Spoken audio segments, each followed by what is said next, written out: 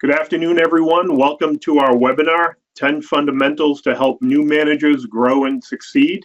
My name is Steve Picaro, and with me is Rich G. I'm good friends with Steve. We've known each other for many, many years, and we both run Effective Executives. All right. So we're going to dive right in. We want to respect everyone's time. We're just going to take a moment, do a quick housekeeping. We'll do an introduction for those of you on the call that we don't know. I know between Rich and I, we know many of you.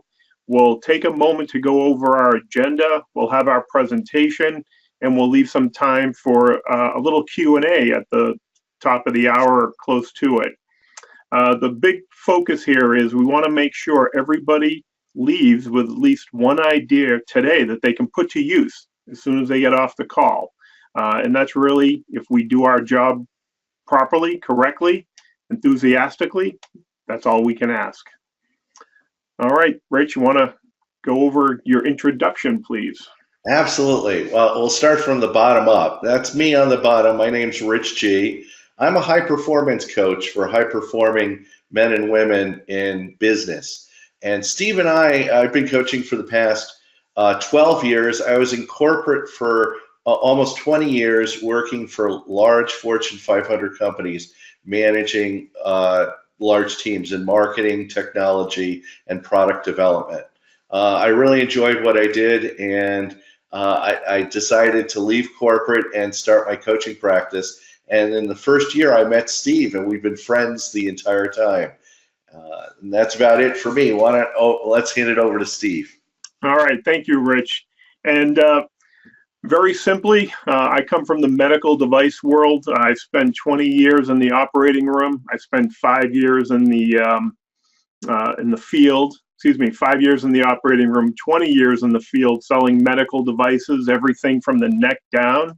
I started out in trauma, sports medicine, ended up in total joints, doing some specialty DME, biologics.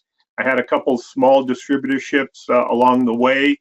And after leaving the field, I started working with other teams, other managers, other organizations, to Rich's point, looking to improve their performance and hit the ground running. So I developed a Sales Plus program, executive coaching and training. And our goal with Rich and I coming together with Effective Executives is to take our diverse background and see if we can work with other organizations and spread some of our knowledge and experience. So, good question. Couple notes on housekeeping. If for some reason you have to jump off, we'll be sending out a link to the recording and the slides. You'll be able to get that information when we're done. If for some reason we get disconnected, does happen on occasion, there's a glitch in the matrix, please dial back in and we'll start the presentation right from where we left off. Also, if you have a question, and it looks like Sandy sent a question over, please use your little screen. You can send a chat, you can send a question, but we'll be checking and referring to that question screen throughout the presentation, and we'll take your questions throughout our presentation. We want to make sure we focus on the pertinent information for you. Rich, anything on housekeeping that we need to cover? No, I think we've covered it all. Let's just dive right in. All right, excellent. All right, so our first slide, we're going to jump right in. The whole core of this process, managers need to be developed.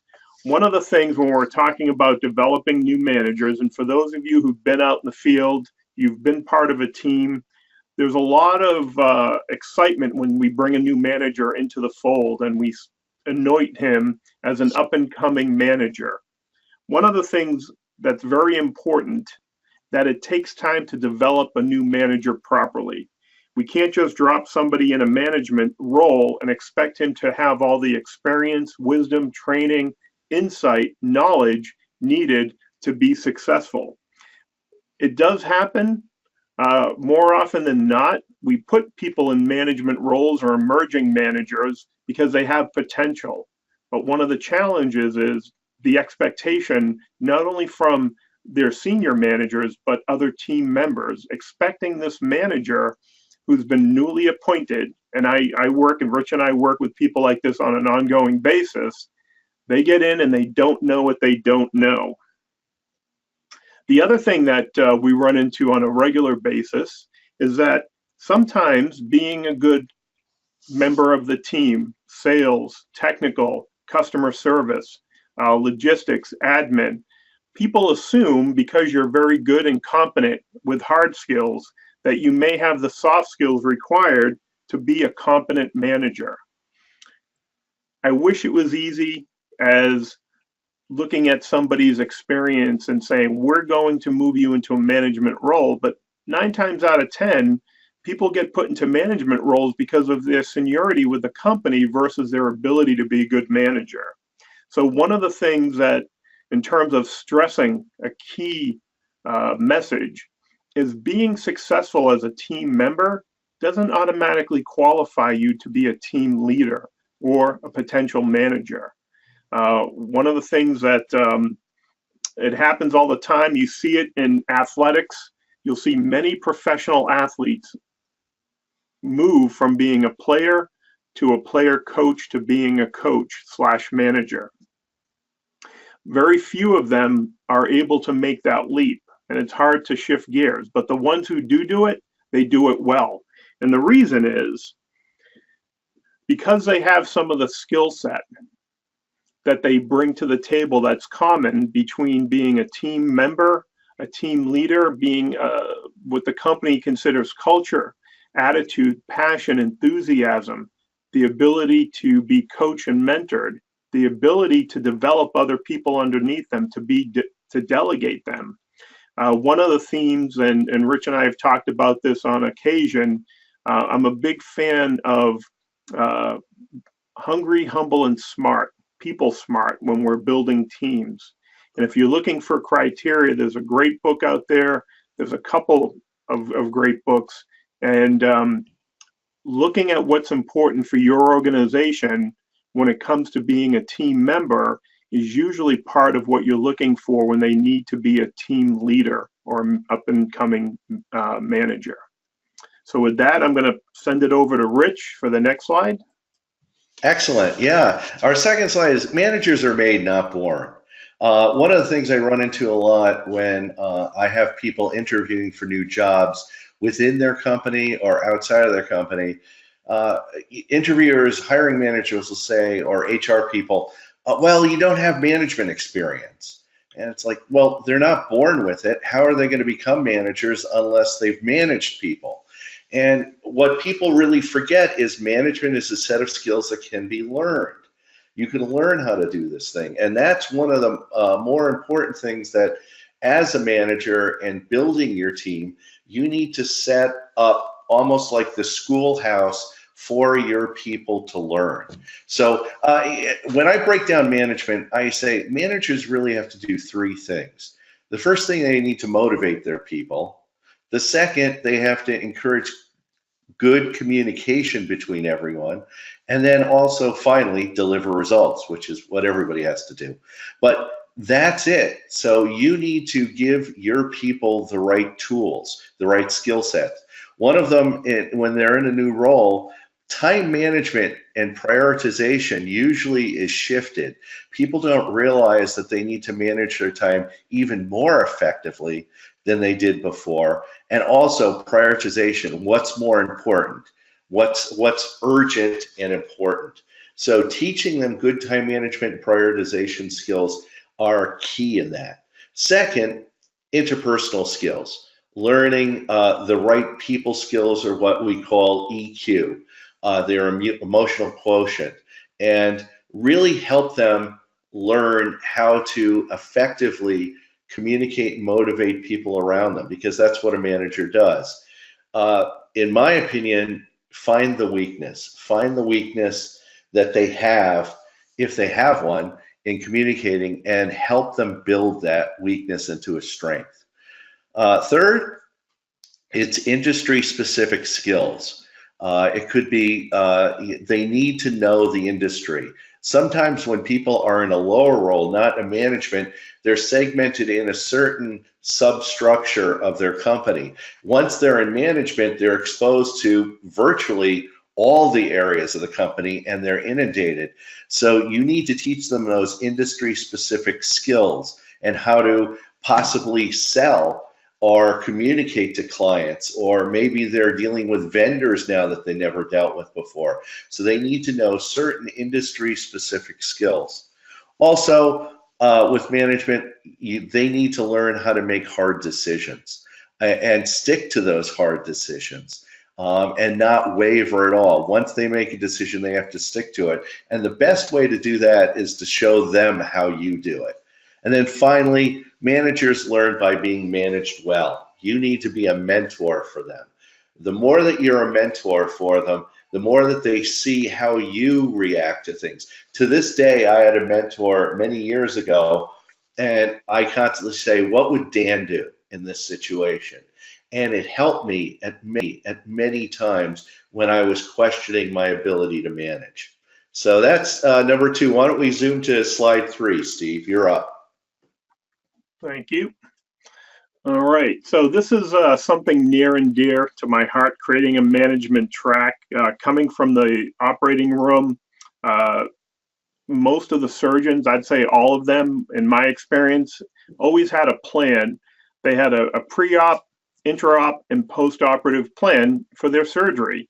Along the way, we had to adjust as things happened, but for the most part, having that plan help keep everybody on track, including the scrub team, the anesthesia team, the nursing staff, recovery room, x-ray, everybody that's involved with the outcome.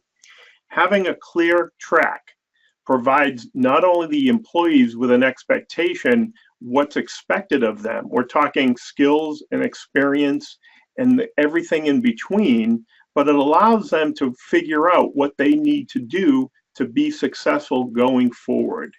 The interesting thing, ongoing training. This is one of the pitfalls. People say, hey, you're promoted, you're in management, you don't need any more training.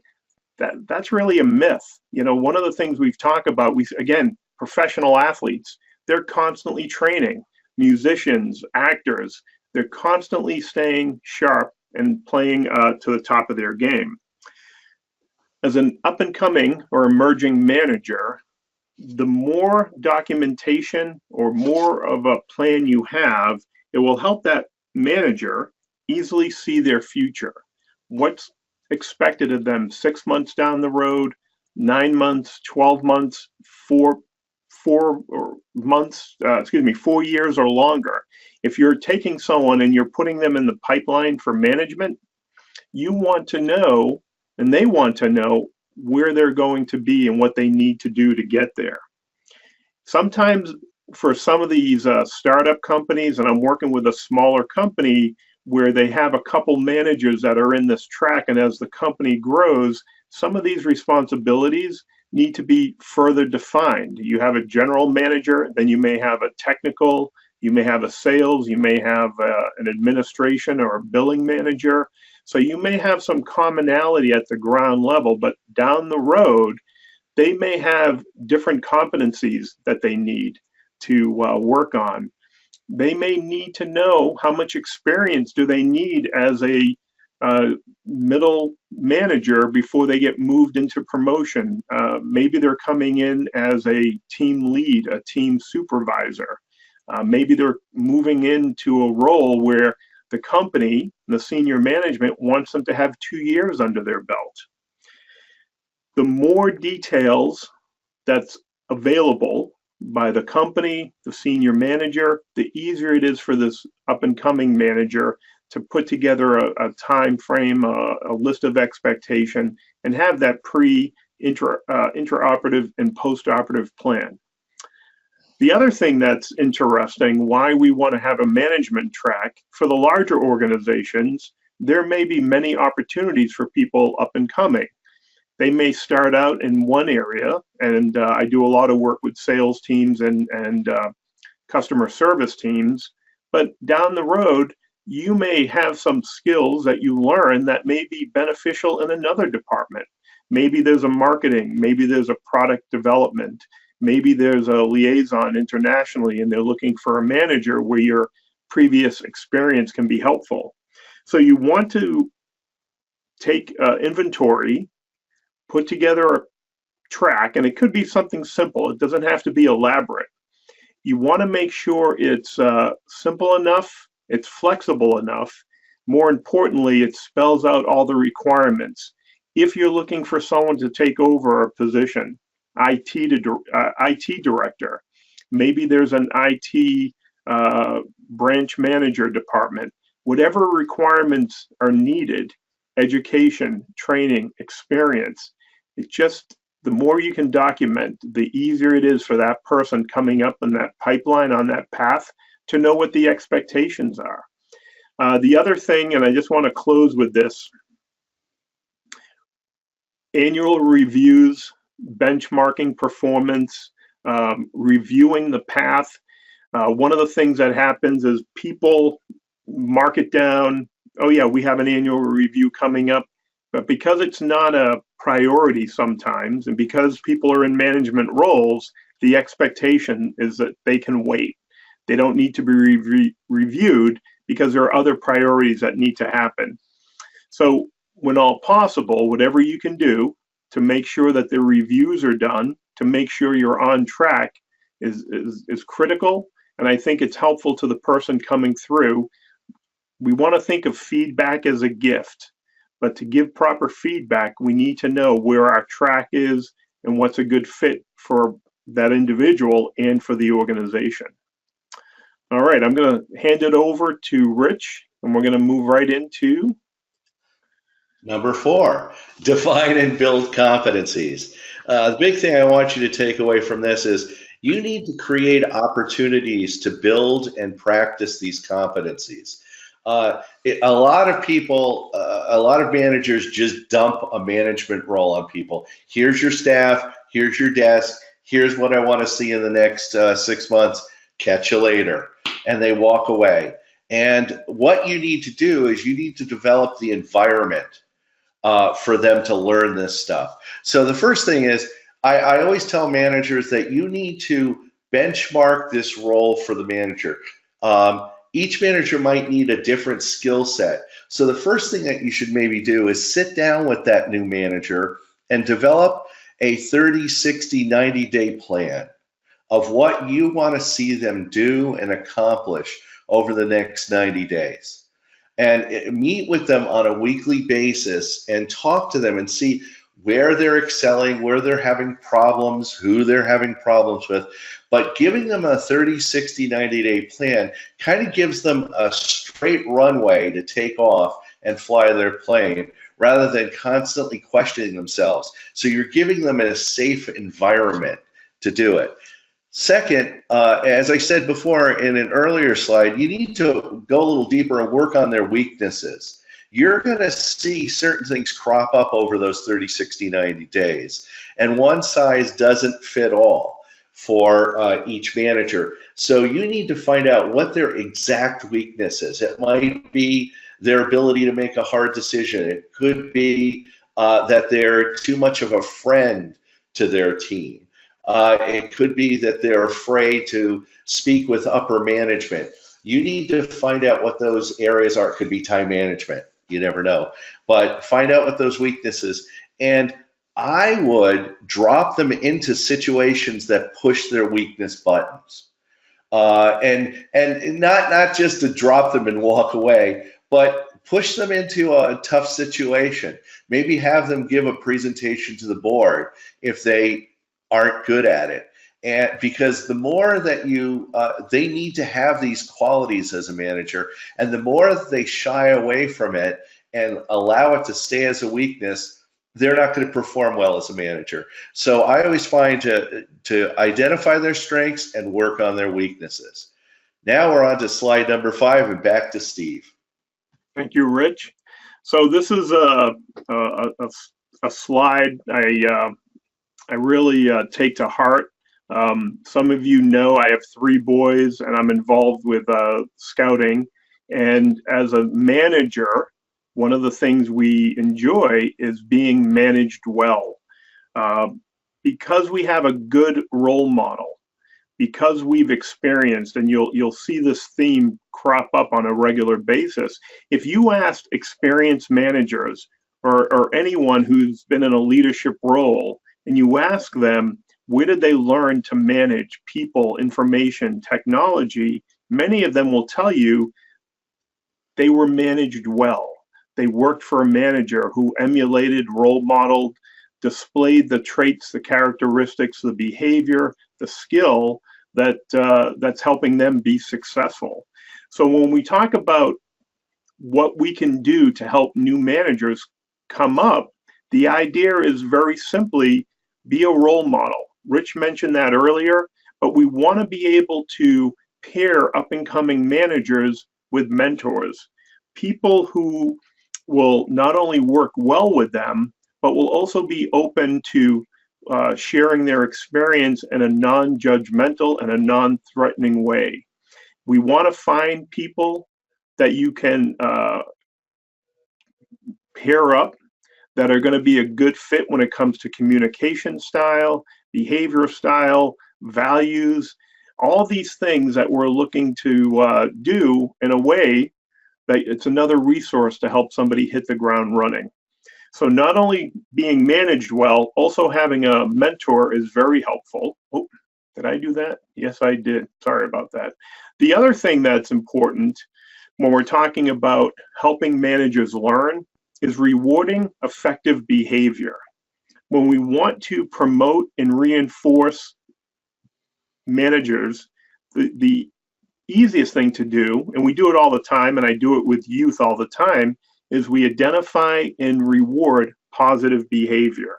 So if you're an effective manager based on whatever the key performance indicators, whatever goals, targets, results you're looking for, by rewarding and reinforcing positive behavior, you're taking the company culture, reinforcing that, and also it's being shared down the line. So the people who are part of that team are seeing this new manager in an effective role. So we want to make sure there's a mentor. We want to make sure we're focusing on rewarding the effective managers and the effective behavior. There are times when you may need to spend a little time with a manager who's up and coming to figure out what is a positive behavior for them, what is a positive trait or characteristics in an organization. We're going to talk about onboarding going forward, but this is part of this onboarding process, trying to not only set a good example from the top down. Unfortunately, when you read the newspaper today, whether it's in government or large organizations, you hear about inappropriate behavior, you hear about inappropriate security issues, you hear about all types of inappropriate management behavior.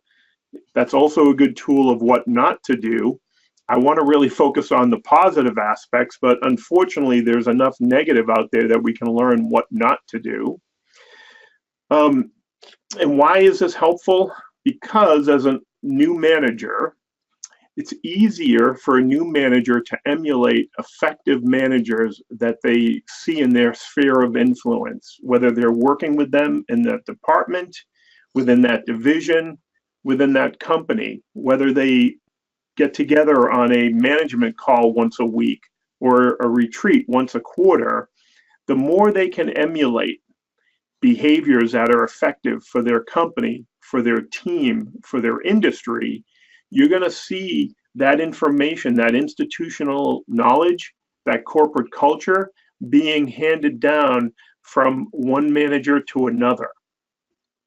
The great thing is if you have somebody who's been part of a team working under an effective manager, and you're taking somebody and promoting them, and again, I do this with sales individuals in the medical device industry, you're going to see it's a much smaller gap that needs to be jumped when that person makes that leap into management, because they already understand the big rocks, what's important to be successful for that organization. Sometimes you're going to take people from outside the organization because they're effective, and you may read books, you may see stories, you may see case studies and white papers about effective managers from the outside, and you may try to bring some of those best practices to your industry. And the last point, speaking of best practices, sometimes creating and documenting what worked beforehand. Again, in the OR, we used to joke about stepping on the shoulders of the people who came before us, right? Especially in orthopedics, there were some new ideas, but for the most part, we were taking old concepts and applying new technology. So when we talk about best practices for management and developing new managers, there's a lot of information out there. In a sense, it's almost overwhelming. What's a best practice for your team, for your company, for your industry? But if you can spend some time and, along with creating the management track, put together a best practices, an onboarding handbook, a guidebook, a checkbook, it sets the expectation. It becomes a resource for that new person stepping into that role. So those are really the four things I wanted to talk about: best practices, rewarding effective behavior, and really pairing up this new manager with a key mentor that can make a difference for them. Rich, I'm going to turn it over to you, please. Excellent. Slide 6 is you need to provide the necessary tools to the manager. First, I talked before about the environment. Now here are the tools, because managers need to manage effectively. And if they don't have the right hammer, screwdriver to do the right process, they're going to fail, especially if they're relying on the tools early and not themselves. So the first thing I usually tell people is to introduce the new managers to new context spheres of executives. You want to get them, you want to promote them and get them out there so people get to know them, because the more that people know them, the easier it is for them to get things done. I actually encourage my managers to step out of their contact circle in the first few months, to meet other executives and companies within the company, to introduce them to the CIO or the CTO or other people that they'll be working with, finance, legal, and they get to know these people, because usually before being a manager, you're in this small contact circle within your department. The minute you become a manager, you're going to need to rely on all the other moving parts of the organization. So the more that they can develop relationships, the better it is. And frankly, being a competent and effective manager is the ability to leverage other resources outside of your department.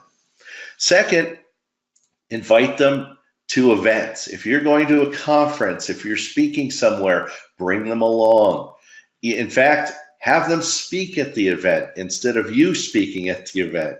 Get them to stand up, because they're in a new role. The more that they're in front of people and they're becoming an authority on topics and issues that concern your industry, the better they're going to be as a manager. So try to speak at events, or at least invite them to events that you're going to. A lot of bad managers tend to corral their people and hide them.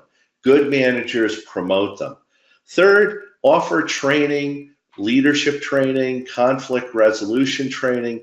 One-on-one coaching is very powerful. That's a key deliverable that a lot of people forget about.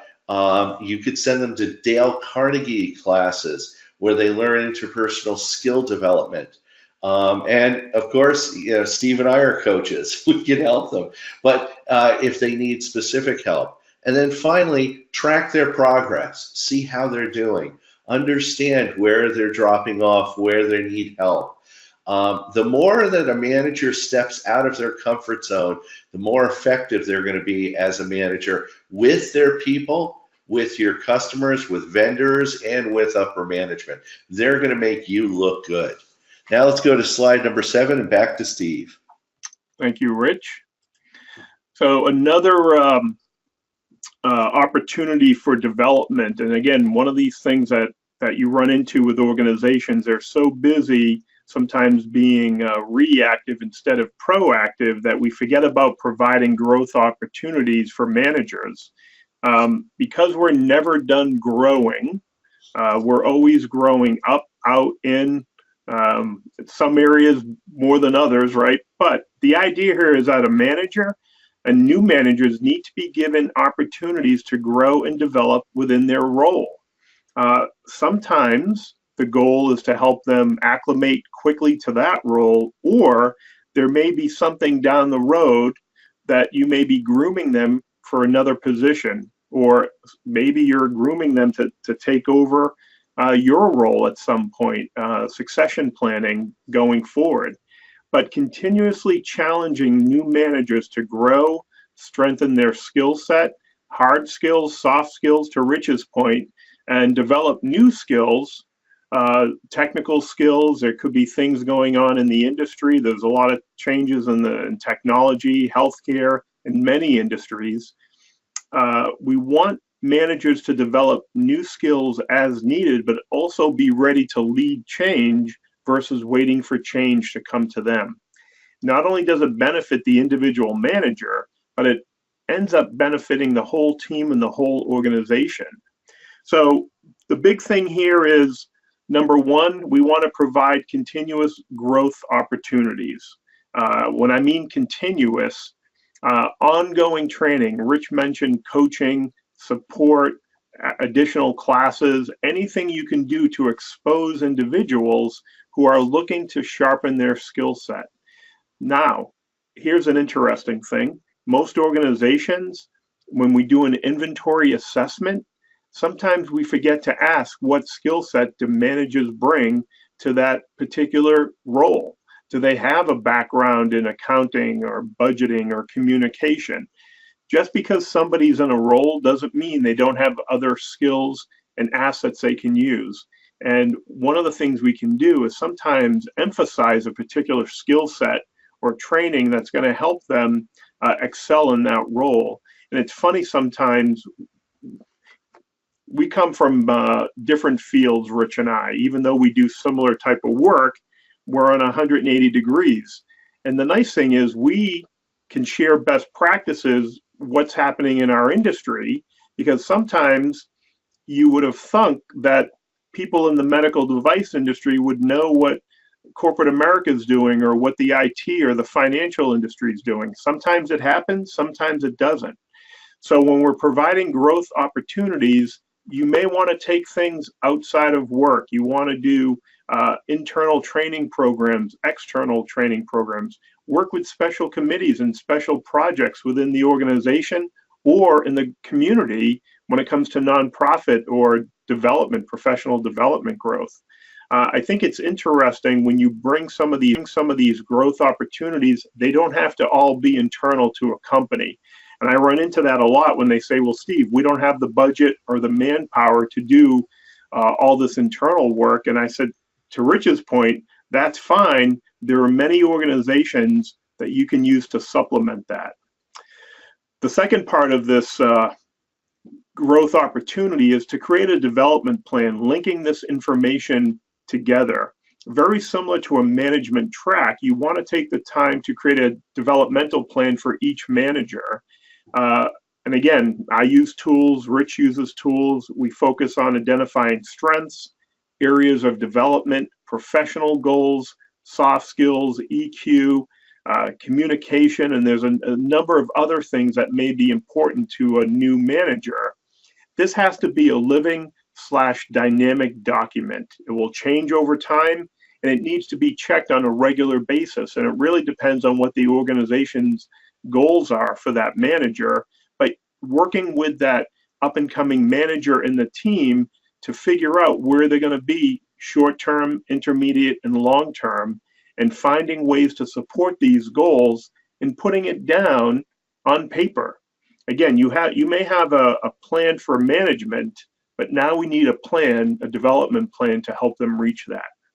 And the last thing I think that's very important here, if you have an up and coming manager, a new manager in their role, providing regular feedback. Rich and I, we can probably talk all day about getting good feedback on a regular basis. For some people, we hire them or we bring them into an organization because they're intelligent, educated, experienced. And the expectation is they don't have questions and they don't really need my guidance or insight, or they don't need confirmation if they're doing a good job or if they're off target. So one of the things that's important is setting up a system to provide regular feedback, because that's important to growth. I like to use this image of planting a tomato or a rose bush, string beans, anything that needs a stake or a lattice to grow up. If we don't provide that lattice and we don't give regular feedback, that plant, that manager is not going to grow up straight and tall. What's going to happen is they're going to grow, but they may grow out instead of up. So we want to make sure that providing regular feedback is built into the system, that there's an expectation of it, it's honest, it's open, it's pertinent. And if you do that through a mentorship program, and you have a mentor, you have a senior manager, maybe you have a feedback group or a management call where you have other managers. When you start developing that approach to feedback as a gift, people not only enjoy receiving it, but they also feel comfortable giving that. And in our society today, if you go on social media, Facebook or Instagram, for instance, there's a lot of feedback. Not all of it's positive, not all of it is asked for. But if we set up the expectation that, hey, I need feedback as an emerging manager, as a new manager, I need everyone's eyes and ears, and I need people to watch my back, and I appreciate it. May not always agree with it, may not always act on it, but I'm open to getting feedback. It's going to do wonders not only for that team member, that new manager, but the whole organization. It really sets the expectation. All right, Rich, number 8.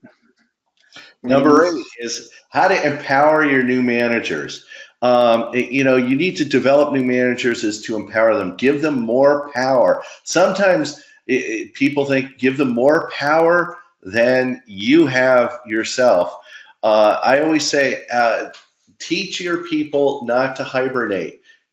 Tell them to have an open door policy with all of the people that report to them, that they're always available for their people. Now, granted, you might have to have some time that you need to have a closed door policy, but keep your door open most of the time and be available for your people.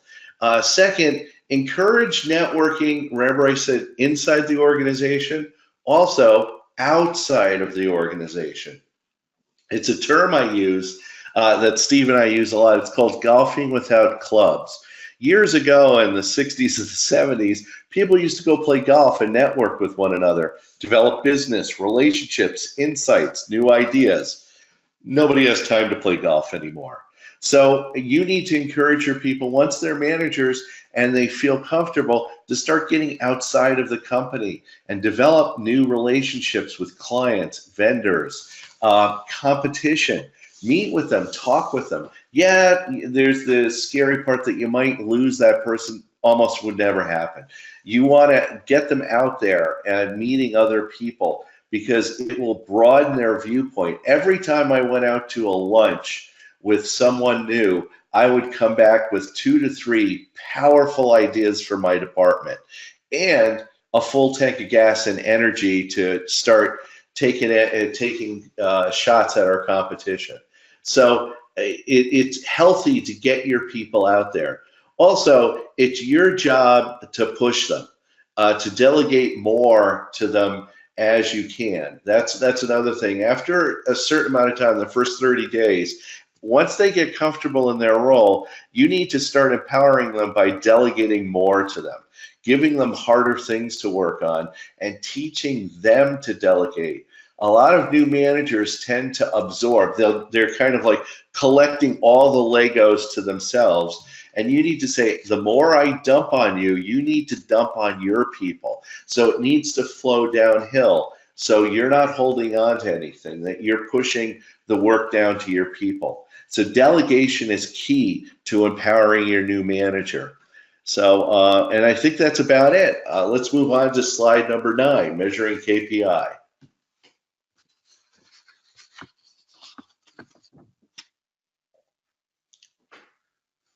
Steve? Oh, hi, Rich. Thanks. I was having a coughing fit here for a minute. I had to mute myself. All right, but you can hear me now, I hope, right? Mm-hmm. Excellent. Thank you. So this is a section, another dear and near and dear section, measuring KPI. When we talk about key performance indicators, as many organizations do, they look at what's the outcome, what are we trying to accomplish? More importantly, how do we know that we're on track? The interesting thing is we can develop a plan, we can put all these tools, all these strategies, but are we measuring the return on investment of our time, of their time? And if we're going to give somebody feedback, what are we giving them feedback on? The interesting part here is this is a combination of onboarding and also aligning their job description and their responsibilities. I've seen many organizations take a job description and then not use it. So when this person's getting feedback, they're getting feedback on things that aren't on their job description. Or if they are on the job description, it's such a small part, maybe 5%, 10% of their role, but they don't get the feedback on their nuts and bolts, their bread and butter of what they need to do. The other thing that happens, because other managers and business owners, they want to feel like they're doing their job and evaluating people, they may hold something that happened months ago, 2, 3, 5 months ago. And because there's nothing else to share, when an employee comes in, they'll take this instance or situation, and that will be what they're measuring. That's something that's relatively unimportant to the whole procedure, but it's something for them to, as an example, to focus on. So the 3 big takeaways here that I want to share when we talk about measuring key performance indicators, think of using a SMART goal, right? Is it specific? Is it measurable? Is it attainable? Is it relevant and timely? I think if we're going to measure something, I think having some criteria in place, SMART goals is a good way to put it in place. The second thing is we want to develop initially, and this is part of the onboarding plan, where do people need to be 30 days into this management role, 60 days, 90 days, a year from now, 2 years from now? Excuse me. You can have a management track, you can have a development plan, but if you're not measuring the success of those, and we're not holding everything up, and we're not comparing apples and apples, not only will the new manager get frustrated, so will the organization. You have to get all these things aligned. You want to make sure the criteria that we're measuring is important to the success of the team member. When we talk about feedback as a gift, not only do we need to touch base on a regular schedule, but there has to be an agenda. There has to be documentation. I know a lot of people try to remember things, and I hate paperwork as much as the next person. But the truth is, I can't remember everything. I write it down so I don't have to remember it. And I think one of the things that happens is now we have technology, maybe we're overwhelmed with information, but we want to make sure, even though we're socially connected and we all have smartphones, we still need to sit down, we still need to be in front of somebody to share that feedback on a regular basis to make sure that they're on track and also getting the results that everyone agreed to when they started this process. And I think the other final takeaway here, for most managers, they're going to have a mentor for their first 6 months, 9 months. They're going to have a plan in place to get them going initially. But after a certain amount of time, anywhere from 6, 9 to 12 months, depending on the program, depending on the company, the organization, You want them to be leaving the nest and flying on their own, so to speak. You want them to take charge of their personal development. You want them to be leading the team versus being part of the team, because they're moving from out of this team. And there's a lot of graphics out there when you talk about the stages of team development. If you use that model, I'm a firm believer in that. But this person is now moving to the head and they're leading the team. So they're going to take responsibility for many of these things that we helped implement. So measuring KPI is important, but I think also delivering and setting up a system to stay focused on the results is also part of this process. All right, Rich, I think you're going to wrap it up for us today. Absolutely. And it's wrapping up, slide 10. The biggest thing, excuse me, is that you need to, as a manager of managers, understand if they need more or less interaction. And it's how much you're going to touch them, how much they're going to need you to pat their back and tell them they're doing a great job. Understand how, and it's dialing it. Sometimes, so there are certain people that need to be told that they're doing a great job on a regular basis. And the minute they hear that, they're like, great. And especially at new managers, they're just figuring out how to do things because it's totally new. The best analogy that Steve and I use with clients is it's kind of like teaching a person to ride a bike. When you're first teaching them to ride a bike, you're holding the seat of the bike as they pedal along to make sure they don't fall over. Because if they fall right when they're starting to learn, they're not going to want to get it back on that bike. And then you let go of the seat, but you run behind the bike, holding your hand right behind it, just in case they start wiggling and fall down. But then there's a certain juncture when you need to let go and let them go and let them fall, because you're there to help pick them up, but sometimes managers need to fall, and you need to be there to understand, getting back to more or less interaction with them. You need to measure that as you move forward. So why don't we wrap it up and show some of the resources that we offer. These are 3 books that Steve and I use many times when we do workshops. We offer them up to managers who are starting, new managers. The first book is The New Leader's 100-Day Action Plan. What's great about this, it has a lot of downloadable forms that help you lay out that 30, 60, 90-day plan for that new leader. So this is a critical book to help that. Steve, do you want to talk about the second one? Sure. What got you here won't get you here. The big buzz today is we talk about not only are we growing rapidly with technology, but with concepts and ideas as we move forward.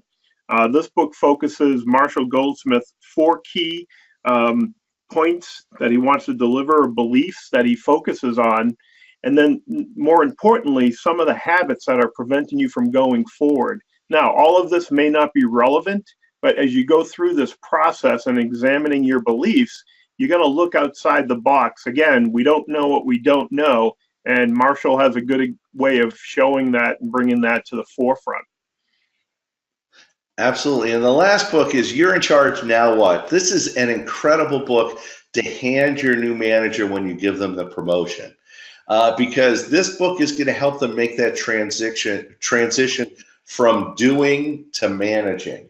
And it helps them with time management, prioritization, a lot of other things that they probably wouldn't even realize that they had to know. So this is a great book that Tom and James puts together. All right, and then the last part before we go into our Q&A is you feel free to send us emails if you have any questions. We'll be sending out the slide deck and the video recording. Also, if you're on LinkedIn, Facebook, Instagram, we're out there. YouTube, you want to follow our YouTube channels, feel free to reach out to us, but I would love to stay connected with you and keep that conversation going. And now we're going to take some time. We have a few minutes. If you can stay and you'd like to ask some questions, this is a perfect opportunity. Who would like to start us off with a question or two?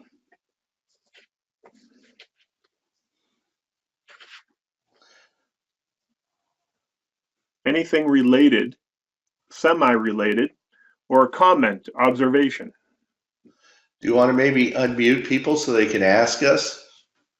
I can, if you would like to. The thing is, some people may not be in a position where they can talk. Typing may be better.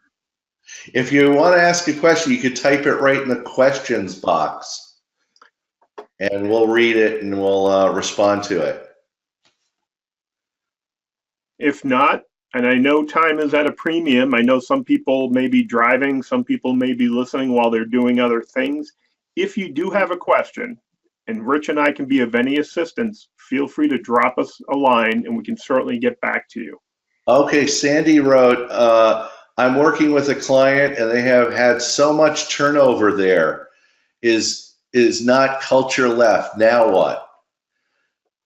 So Sandy, you couldn't ask an easier question to start us off, huh? You bring the tough ones in? Yeah, that's a tough question. So can you tell us a little bit more? I assume this is a management issue because they're not retaining, but there's also some type of, I would say, what's the word? Cancer in the company that's forcing people out. Are you trying to bring in new managers or taking care of the existing management team? I unmuted Sandy, so Sandy, if you'd like to talk. Excellent.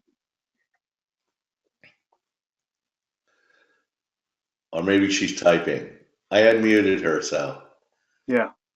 Yeah, I mean, before she responds, I know there's a ton of different reasons why there's turnover at companies. Usually it's that there is a toxic environment, a slightly or extremely toxic environment that's there, that's being promoted by a manager or by management. No direction by management or constantly changing direction, or that the people feel that they have no future. And again, that goes back to motivating your people and getting them to see that if we all work together, the sea rises, all ships rise. And the minute you don't do that, people start guessing, well, do I have a real future here? Maybe I'll have a better future somewhere else. And suddenly they start looking somewhere else. Yeah, and Sandy, I'll throw something in that I run into a lot.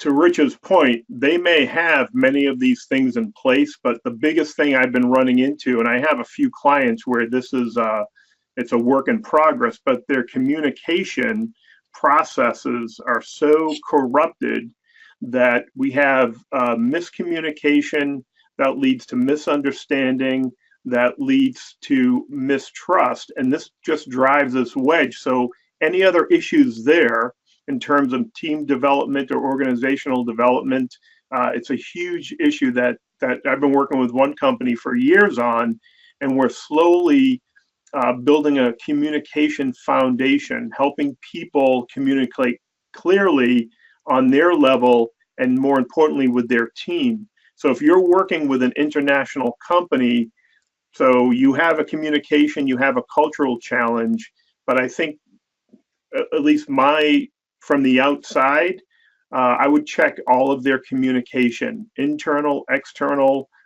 their communication style, their leadership behavioral styles. I see people in the organization I'm working with, you could see it from the onset in their emails, in their newsletters, and the way they communicated. They weren't aware of how they were coming across to each other, more importantly to their customers. But the big thing here, Sandy, is it needs to start from the top. So unless the owner or the senior manager, unless he's on board and understands where the issue is, it's hard to affect change. All right. You're welcome, Sandy. I hope that helps. More importantly, please drop us a line. I'd love to hear how it turns out and what type of progress you make. Yeah, and if I could just add, you Sandy, you say that they're almost all new managers now. That's an opportunity. A lot of people look at that as a negative, but that's an opportunity also of letting the team itself chart its own course. I totally understand. I've worked with many different managers that had to work within international structures where the company's in the UK or they're in India or in the Netherlands. And it's very tough because they have different ways of doing things. And sometimes we have to, if we could show them results and performance, they'll leave you alone. And hopefully, and the other thing, and Steve, you might disagree with me like this, in certain circumstances, it's better to ask forgiveness than permission to get some things done. Especially with international corporations that are highly structured and regimented. I've always maintained nobody will ever fire you if you've tried to do the right thing and you got results, even though you broke the rules a little bit. Yep. No. I agree. I've my experience with international companies are limited, but the experience I did have just made me appreciate working with the U.S. companies, because you don't realize how much easier it is in terms of obstacles and challenges. Yeah. But no, thank you again, Sandy, for that. Anything else before we wrap it up? We're getting close to the top of the hour, and I'd like to respect everyone's time.